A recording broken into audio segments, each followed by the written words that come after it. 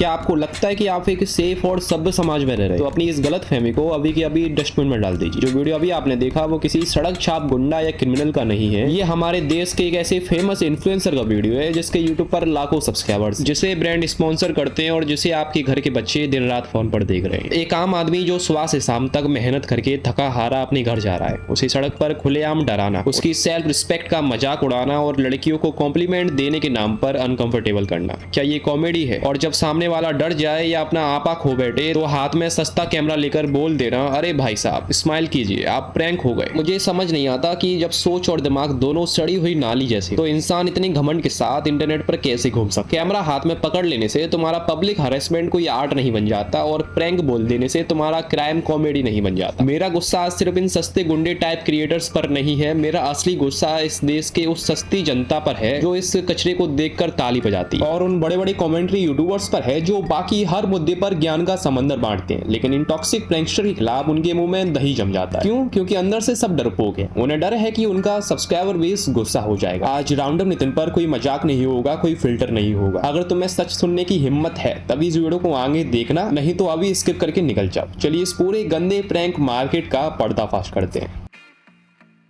देखिए, कॉमेडी वही होती है जिसमें सामने वाले को भी मजा आए और देखने वाले को भी। लेकिन इनकी वीडियोस में क्या होता है, किसी लड़की का पीछा करना, किसी आम लड़की को बेवजह उकसाना या किसी बुजुर्ग के सामने अचानक भूत बनकर खड़े हो जाना। अगर उस बुजुर्ग को डर के मारे हार्ट अटैक आ जाए तो क्या तुम्हारा प्रैंक उनकी जान वापस लाएगा? बहुत से क्रिएटर तो ऐसे हैं जो लड़कियों को कॉम्प्लीमेंट देने के नाम पर उनके बहुत पास चले आते, उन्हें अनकंफर्टेबल करते हैं, और जब वो लड़कियां गुस्सा होती हैं तो उन्हें एटीट्यूड वाली या र्यूड बोलकर वीडियोस में दिखाते हैं। ये कोई प्रैंक नहीं है, ये खुला खुला हरेसमेंट है और इस पर कानूनी कार्रवाई होनी चाहिए। चलिए अब इनकी सबसे बड़ी सच्चाई पर आते हैं, द स्क्रिप्टेड स्कैम। इनमें से 90% प्रैंक्स पूरी तरह नकली और स्क्रिप्टेड होते हैं। ये क्रिएटर्स अपने ही दोस्तों या सस्ते एक्टर्स को पैसे देकर खड़ा करते हैं, उनसे थप्पड़ खाते हैं और उन्हें गालियां देते हैं और जनता को ऐसे बेचते हैं जैसे सब कुछ रियल हो। मेरा गुस्सा सिर्फ इन क्रिएटर्स पर नहीं है, मेरा गुस्सा इस देश की उस जनता पर भी है जो इस कचरे को देखकर ताली बजाती है। तुम लोग अपना कीमती समय इन नकली लड़कियों को देखने में बर्बाद कर रहे हो और ये क्रिएटर्स तुम्हारे इस भोलेपन का यूज करके महीने के लाखों करोड़ों रुपए कमा रहे हैं और बड़ी बड़ी गाड़ियां खरीद रहे हैं। अब थोड़ा ग्लोबल डाटा देख लेते हैं कि दुनिया इन सस्ते प्रैंकस्टर्स के साथ क्या कर रही है। यूनाइटेड किंगडम, यूके और यूनाइटेड अरब एमिरेट्स जैसे देशों में कानून इतना सख्त हो चुका है कि अगर आप पब्लिक प्लेस में किसी के सामने बिना उसकी मर्जी के कैमरा लेकर जाते हैं या उन्हें अनकंफर्टेबल करते हैं तो ये साइबर बुलिंग या ब्रीच ऑफ प्राइवेसी के तहत नॉन वायलेबल ऑफेंस माना जाता है। वहां ऐसे कई प्रैंकस्टर्स हैं जो इस समय जेल की हवा खा रहे हैं और उनके चैनल्स को हमेशा के लिए बैन कर दिया गया है। लेकिन हमारे देश में क्या हो रहा है? क्योंकि हमारे यहाँ आईटी लॉ और प्राइवेसी लॉ इंटरनेट पर इतने स्ट्रिक्ट नहीं है, इसलिए इन क्रिएटर्स को लगता है कि इंडिया में हर एक इंसान का मजाक उड़ाया जा सकता है। ये लोग फ्रीडम ऑफ एक्सप्रेशन का गलत फायदा उठा रहे हैं। जब तक हमारे देश में पब्लिक स्पेस में बिना कंसेंट के वीडियो बनाना और उसे मोनेटाइज करने पर सख्त कानून नहीं बनेगा, तब तक ये सस्ता धंधा रुकने नहीं वाला। I hope you like this video and my perspective of saying things. If you like it so please subscribe करो इस चैनल को। मिलते हैं किसी और वीडियो में।